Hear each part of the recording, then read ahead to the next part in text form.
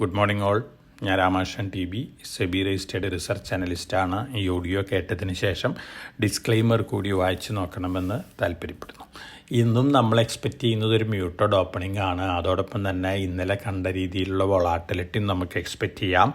American മാർക്കറ്റുകളുടെ situation ഇന്നലെ നോക്കുകയാണെങ്കിൽ almost flat ലെവലിലാണ് ഇന്നലെ ക്ലോസ് ചെയ്തിട്ടുള്ളത്. ആപ്പിൾ, മൈക്രോസോഫ്റ്റ്, ടെസ്ലയൊക്കെ സ്ലൈറ്റ്ലി ബെറ്റർ ആയിട്ടാണ് ക്ലോസ് ചെയ്തിരിക്കുന്നത്.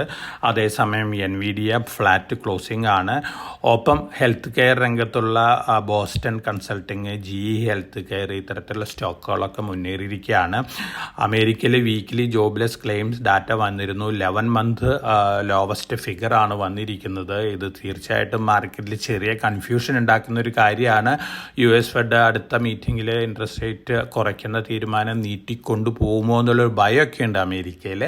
അതിൻ്റെ ഒരു ഇമ്പാക്റ്റാണ് അമേരിക്കൻ മാർക്കറ്റിൽ ഇപ്പോൾ കാണുന്നത്. യൂറോപ്യൻ മാർക്കറ്റുകൾ ഇന്നലെ വീക്കായിട്ടാണ് ക്ലോസ് ചെയ്തിരുന്നത്. ചൈനീസ് മാർക്കറ്റുകളും ഇന്നലെ വീക്കായിരുന്നു. നമ്മളെ സംബന്ധിച്ച് നോക്കുകയാണെങ്കിൽ നല്ല വൊളാറ്റിലിറ്റിയാണ് നമ്മുടെ മാർക്കറ്റിൽ ഇന്നലെ കണ്ടത്. Towards the end light recovery ഒക്കെ കണ്ടിരുന്നു. സെലക്റ്റീവ് ആയിട്ടുള്ള ഒരു അപ്മൂവും അതുപോലെ തന്നെ വൊളാറ്റിലിറ്റിയാണ് നമ്മൾ മാർക്കറ്റിൽ ഇന്നും എക്സ്പെക്റ്റ് ചെയ്യുന്നത്. TCSൻ്റെ റിസൾട്ട് വരികയാണ്. അപ്പോൾ ഒരു മേജർ ടെക് കമ്പനിയുടെ റിസൾട്ട് ഇന്ന് വരുമ്പോൾ തീർച്ചയായിട്ടും ബെറ്റർ ദാൻ എക്സ്പെക്റ്റേഷൻസ് ആണെങ്കിൽ അതിൻ്റേതായ ഇമ്പാക്റ്റ് ഒക്കെ ഉണ്ടാക്കിയേക്കാം. അതേസമയം ഗ്ലോബൽ ഫാക്ടേഴ്സ് തന്നെയാണ് ഇന്ത്യൻ മാർക്കറ്റിനെ ഡിക്റ്റേറ്റ് ചെയ്യാൻ പോകുന്നത്.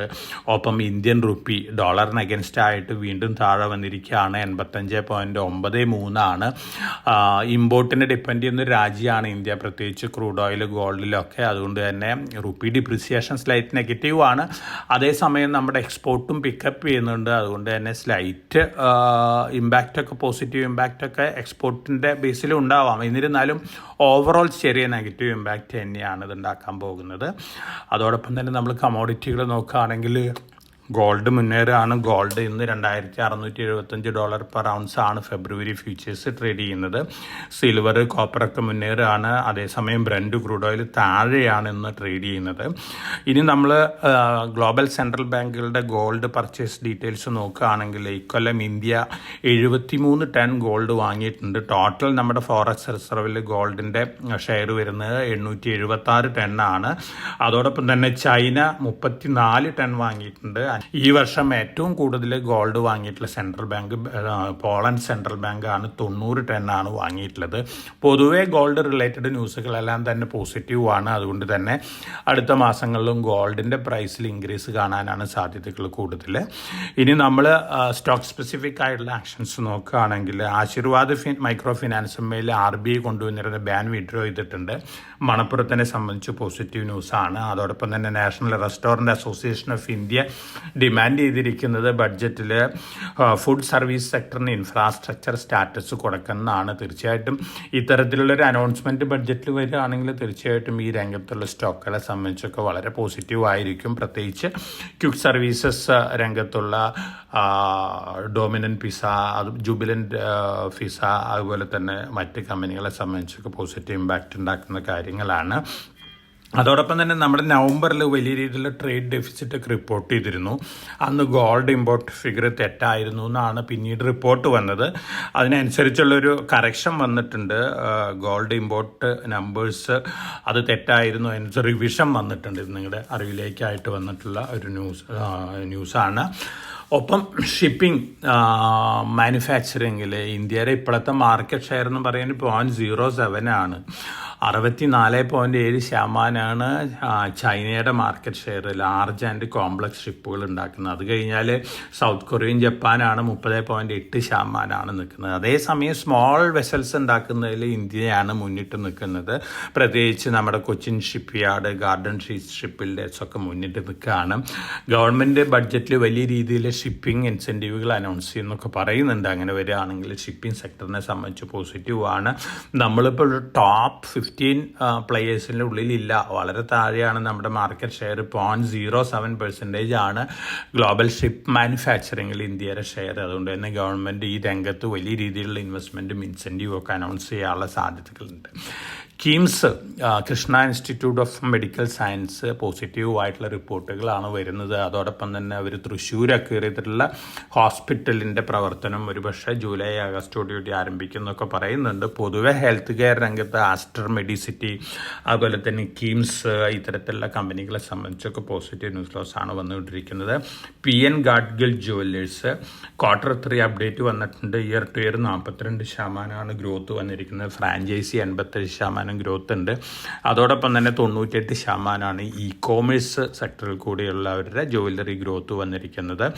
ONGC BP ആയിട്ടുള്ള ടൈപ്പ് വന്ന ടെക്നിക്കൽ സർവീസ് പ്രൊവൈഡറാണ് ONGCയുടെ BP. British petroleum 60% production increase ചെയ്യാനുള്ള അഷുറൻസ് ഒക്കെ BP കൊടുത്തിട്ടുണ്ട്. ONGCനെ സംബന്ധിച്ച് പോസിറ്റീവ് ന്യൂസാണ്. കഴിഞ്ഞ 2 ആഴ്ചയ്ക്ക് മുമ്പ് കോട്ടക് റെക്കമെൻഡ് ചെയ്തിരുന്നൊരു സ്റ്റോക്കും കൂടിയാണ് ONGC. അതോടൊപ്പം തന്നെ മറ്റ് ഓയിൽ റിലേറ്റഡ് കമ്പനികളുണ്ട്. ഓയിൽ ഇന്ത്യ ഇത്തരത്തിലുള്ള സ്റ്റോക്കുകളൊക്കെ കമ്പാരിറ്റീവ്ലി അണ്ടർ പ്രൈസ്ഡ് ആണ്. അതുകൊണ്ട് തന്നെ മാർക്കറ്റ് താഴെ വരുമ്പോൾ ഒരുപക്ഷെ ഇത്തരത്തിലുള്ള സ്റ്റോക്കുകളിലായിരിക്കാം ഒരുപക്ഷെ മുന്നേറ്റം കാണാൻ പോകുന്നത്.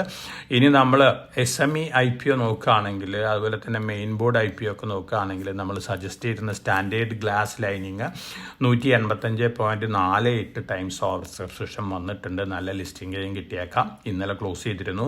ഫാബ് ടെക് ടെക്നോളജീസ് 740.37 ടൈംസ് ആണ് ലിസ്റ്റിംഗ് ഓവർ സബ്സ്ക്രിപ്ഷൻ വന്നിരിക്കുന്നത്. BSE SME ആണ്. 85 രൂപയായിരുന്നു ഇഷ്യൂ പ്രൈസ്. ഓൾമോസ്റ്റ് 100% അതിന് മുകളിലോ ലിസ്റ്റിംഗ് ഗെയിൻ കിട്ടാൻ സാധ്യതയുണ്ട് over A period of time. അതോടൊപ്പം തന്നെ ഇന്ന് ക്ലോസ് ചെയ്യുന്ന IPO ഉണ്ട്. BR ഗോയൽ ഇൻഫ്രാസ്ട്രക്ചർ നമ്മൾ മുമ്പ് സജസ്റ്റ് ചെയ്തിരുന്ന ഒരു IPO ആണ്. BSE SME ആണ്. 135 രൂപയാണ് ഇഷ്യൂ പ്രൈസ് വരുന്നത്. ലിസ്റ്റിംഗ് ഗെയിൻ കിട്ടാൻ സാധ്യതയുള്ള ഒരു IPO ആണ്.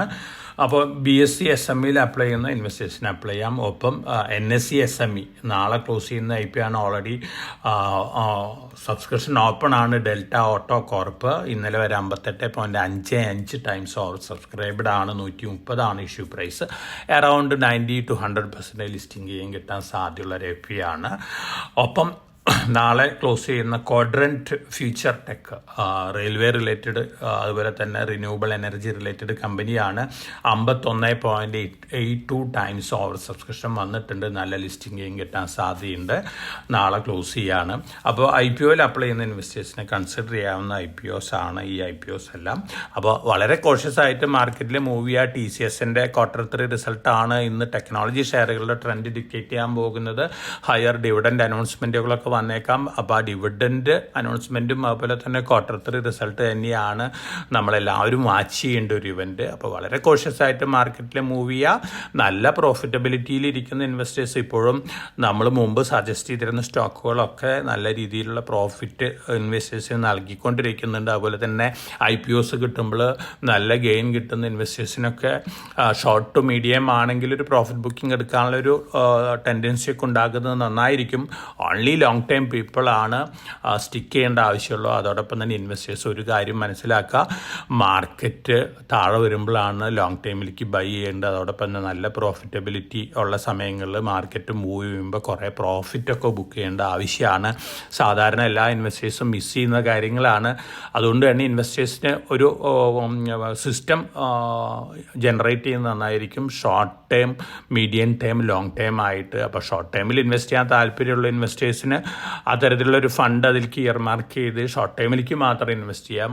മറ്റ് ഇൻവെസ്റ്റേഴ്സിന് മീഡിയം ടൈം, ലോങ് ടൈം ആയിട്ട് ബൈഫർക്കറ്റ് ചെയ്യാവുന്നതാണ്. അതോടൊപ്പം തന്നെ റിസ്കി ട്രേഡുകളിലൊക്കെ ഇൻവെസ്റ്റ് ചെയ്യാനായിട്ട് താല്പര്യമുള്ള ഇൻവെസ്റ്റേഴ്സ്, എല്ലാ ഹ്യൂമൻ ബീയിങ്സിനും റിസ്ക് എടുക്കാനുള്ള താല്പര്യമൊക്കെ ഉണ്ട്. അങ്ങനെയുള്ള ഇൻവെസ്റ്റേഴ്സ് ഡിസിപ്ലിനോടുകൂടി റിസ്ക് എടുക്കേണ്ടതാണ്. തങ്ങൾ ഇൻവെസ്റ്റ് ചെയ്യാനായിട്ട് ആഗ്രഹിക്കുന്ന എമൗണ്ടിൻ്റെ 20% മാത്രം റിസ്ക് ക്യാപിറ്റലായിട്ട് മാക്സിമം ഉപയോഗിക്കാൻ പാടുള്ളൂ. ആ റിസ്ക് ക്യാപിറ്റലിൽ ലോസൊക്കെ വരികയാണെങ്കിൽ ആ റിസ്കി ഇൻവെസ്റ്റ്മെൻറ്റ് സ്ട്രാറ്റജി സ്റ്റോപ്പ് ചെയ്യുന്നതൊക്കെ നന്നായിരിക്കും. അപ്പോൾ ഇത്തരത്തിലുള്ള കാര്യങ്ങൾ വിത്ത് ഡിസിപ്ലിൻ പോവുകയാണെങ്കിൽ മാർക്കറ്റിൽ നിന്ന് നല്ല റിട്ടേൺ ഉണ്ടാക്കാം. അല്ലാത്ത പക്ഷം മാർക്കറ്റിൽ നമ്മളെപ്പോഴും ഡെസ്പറേറ്റ് സിറ്റുവേഷനിലായിരിക്കും. അപ്പോൾ വളരെ കോഷ്യസായിട്ട് മാർക്കറ്റിൽ മൂവ് ചെയ്യുക. എല്ലാവർക്കും നല്ലൊരു ട്രേഡിൻ്റെ ആശംസിച്ചുകൊണ്ട് ഞാൻ ഇന്നത്തെ പ്രീ മാർക്കറ്റ് കമൻട്രിയോട് അവസാനിപ്പിക്കുകയാണ്. Thank you.